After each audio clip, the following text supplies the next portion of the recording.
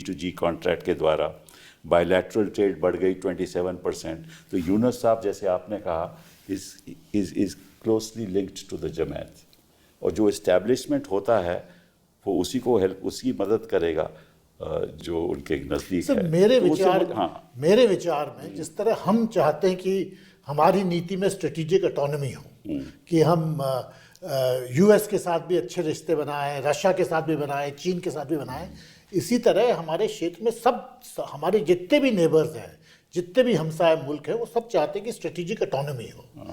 तो आप ये नहीं कह सकते किसी को कि आपने पाकिस्तान के साथ ट्रेड क्यों शुरू किया। जो हमारे एडवांटेजेस हैं हमको उस पर कॉन्सेंट्रेट करना चाहिए। तो वास्तविकता बता रहा हूँ कि सर वास्तविकता है कि बांग्लादेश में हमेशा एक सोच रही है कि उसके रिश्ते पाकिस्तान के साथ जो बिगड़े थे 1971 में, उसके बारे में दे हैव रिग्रेट। वो जो स्पिरिट ऑफ 1947 है वो बांग्लादेश में हमेशा रहा है और अब शायद ज़्यादा उभर के आ रहा है। But what is the best way of dealing with it, उसके बाद जैसे मैंने कहा कि हमारे पास जो विकल्प हैं, शायद खराब विकल्प में ही शायद हमको चयन करना पड़े, पर हम ये नहीं कह सकते क्योंकि सब विकल्प खराब हैं इसलिए मैं जो मेरी पोजीशन में सिर्फ वही कहते रहूँगा और स्थिति बिगड़ते रहे तो बिगड़ते रहे। वो ये तो प्रॉब्लम होगी ना। वो कहते हैं कि शेख हसीना का एक्सट्रेडिशन मांग लिया उन्होंने, कितनी बरसों से मांग रहे हैं, और हम उसमें दुविधा में हैं, क्या करेंगे? हम कुछ कर भी नहीं सकते, उनको वापस तो भेज ही नहीं सकते हम।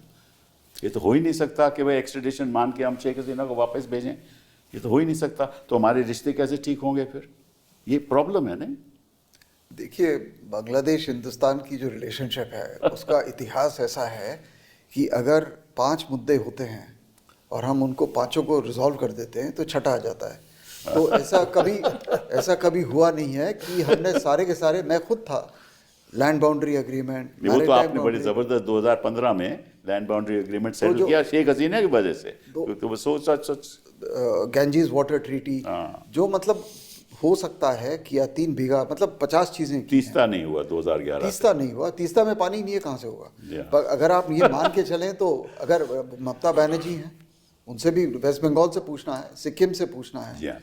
तो पॉइंट ये है कि जहाँ तक India Bangladesh relations are concerned, there will always be issues. Only thing is, can you manage and do you have the political will? अगर है और पॉलिटिकल अब 10 साल मनमोहन सिंह साहब प्राइम मिनिस्टर थे, उनके साथ बड़ी कोशिश की हमने। हाँ, आप थे कैबिनेट में, आपसे अच्छा किसको मालूम है क्या किया था? You were in the cabinet. I met Sheikh Hasina ji came here, I was sent actually, I met her। तो आपकी सरकार ने तो कर नहीं पाए। नहीं, वो मुश्किल था, बहुत मुश्किल था। मैं आपसे सहमत हूँ, वो आसान काम नहीं है। इसका मतलब ये नहीं कि हम उसको नजरअंदाज करें। नहीं, बिल्कुल जैसे राघवन साहब ने कहा, we accept there are unresolved issues, they will always be unresolved issues. ऐसा कोई वो स्वर्ग बट इट लिटिल डिफरेंट। ठीक कह रहे हैं आप, लेकिन एक इसमें और बड़ा भारी इशू आ गया है, वो है चाइना, जो पहले नहीं था। चाइना हमेशा था सर। नहीं सर, इतनी तादाद में नहीं था सर। चाइना ने $1.2 बिलियन की अभी इन्वेस्टमेंट करवा दी है वहाँ बांग्लादेश में, और उन्होंने ये भी कहा कि आप, क्योंकि हम 7 sisters are isolated, route is only through. China को सबसे ज़्यादा फायदा हमेशा मिला है, लेकिन शेख हसीना ने कोई कसर नहीं छोड़ी चाइना को बुलाने के लिए। Submarine base, 70% military equipment from China, all infrastructure projects. Therefore the situation has changed। मैं तो यही कह रहा हूँ ना, पहले तो इतनी था, देखिए, बिकॉज एक बार चाइना एक लगभग सुपर पावर बन गया, इकोनॉमिक हेफ्ट उसका इतना ज़्यादा है कि हम मुकाबला कर नहीं सकते जितना भी चाहें। ठीक है ना? तो अगर आप मुकाबला कर नहीं सकते तो निश्चित रूप से जो हमारी पॉलिसी, जो अर्थ कौटिल्य का अर्थशास्त्र में लिखा था, the enemy is your friend. हाँ, तो अब तो Pakistan is not an enemy for them, so it is their friend. And China is also with close to, as you know, the relation between China and Pakistan. तो इस स्थिति में हम, मेरे हिसाब से, India stands a little isolated. आप क्या कहना चाहते हैं? नहीं, अल्टीमेटली चाइना का हेफ्ट बराबर से था। अब जब सबमरीन बेस बनाया, वो सबसे बड़ी उनकी मेरे ख्याल से गलती थी। ये सरकार तो चाइना को मदद देगा, पर ये बांग्लादेशी सरकार जो है ये अमेरिका से ज़्यादा डरती है। सबसे ज़्यादा अगर किसी से डरती है तो अमेरिका से डरती है। अब भारत का एक एडवांटेज है कि हम कल्चरली इतना ज़्यादा इंटरट्वाइंड है बांग्लादेश के साथ। बेटी शादी के रिश्ता है, जी हाँ। कल्चर के रिश्ता है, भाषा का रिश्ता है, सबसे बड़ी बात है। और उस पे हमें जोर देना चाहिए, अमल देना चाहिए, क्योंकि जो भी सरकार आए, जितना भी एंटी इंडियन हो, वो इस चीज़ को तोड़ नहीं पाएंगे। वो जितना भी करे, टॉलीवुड की पिक्चर वो देखेंगे, सीरियल वो देखेंगे। हमें कल्चरल जो हमारी जो, अगर वो अग्रसन कहे तो अग्रसन, अगर हम सोचे कि ये हमारी नेचुरल स्प्रेड है कल्चर की, वो हमें करती रहना चाहिए। वो चीन के, वो नेपाल के तरफ भी रहना चाहिए, बांग्लादेश के तरफ भी रहना चाहिए। ये करते रहेंगे तो आप देखेंगे उनके लोग ही खुद कहेंगे कि हमारे साथ भारत की अच्छी संबंध होनी चाहिए। शेख मुजीबर रहमान ने उनको डब किया गया कि इंडियन एजेंट है, इसीलिए किया गया क्योंकि उनकी जो दफ़ाएं थी उसमें सबसे बड़ी एक दफ़ा जो पाकिस्तान को गुस्सा आया था जिसमें, वो ये था कि भारत के साथ हमारे अच्छे रिश्ते होने चाहिए।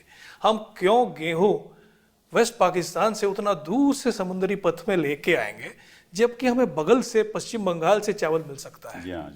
स्मगल हो रही है, स्मगलिंग मत कराइए, आप उसको लीगली लाइए। इस एक बात पे सबसे बड़ी उनकी गुस्सा था कि ये तो इंडियन एजेंट है। तो ये बात हर वक्त रहेगा, कोई भी सरकार आए उसको दखलंदाज नहीं कर पाएंगे।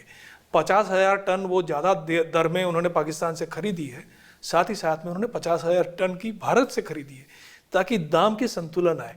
पाकिस्तान अगर 10 रुपए ज़्यादा दे रहा है और इंडिया 10 रुपए कम दे रहा है, तो उनको भी तो ये देखने पड़ेगा। और जहां आपने बोला चीन के बारे में, I just want to supplement what Jayanto has said. सच्चाई क्या है? आपकी बात मान ली मैंने, पर एक और भी सच्चाई है। ये सच्चाई है कि भारत ने 2 साल पहले तक एक साल में 15 लाख वीज़ा दिए बांग्लादेशियों को।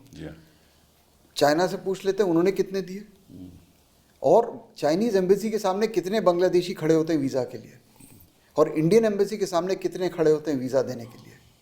ये भी बात तो फिर सही बात है, तो फिर एम्पेरिकल एविडेंस है, मतलब इसमें कुछ कमेंट्री की बात ही नहीं है कि नंबर 1 डिमांड फॉर वीज़ा कहाँ है, इंडिया के लिए या चाइना के लिए, और सप्लाई कहाँ से आ रही है वीज़ा की, इंडिया से कि चाइना से। और जब अगर आपके पास 20 लैंड कस्टम स्टेशन हैं, इमिग्रेशन पॉइंट्स।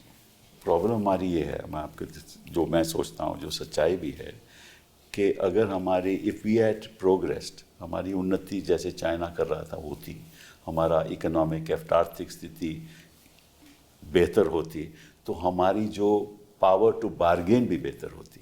प्रॉब्लम हमारे सामने ये है कि हम domestically, economically we are not a very, we don't have that heft, and के लिए हमारी जो नेगोशिएटिंग पावर है इवन विद द वेस्ट नहीं रही। And this is our biggest mistake कि हमने उन चीज़ों पे तवज्जो नहीं थी जो हमारी आर्थिक स्थिति में हिंदुस्तान को ताकतवर दे सकता। That is true, but we have strengths in our culturally, socially, even economically we have our strengths.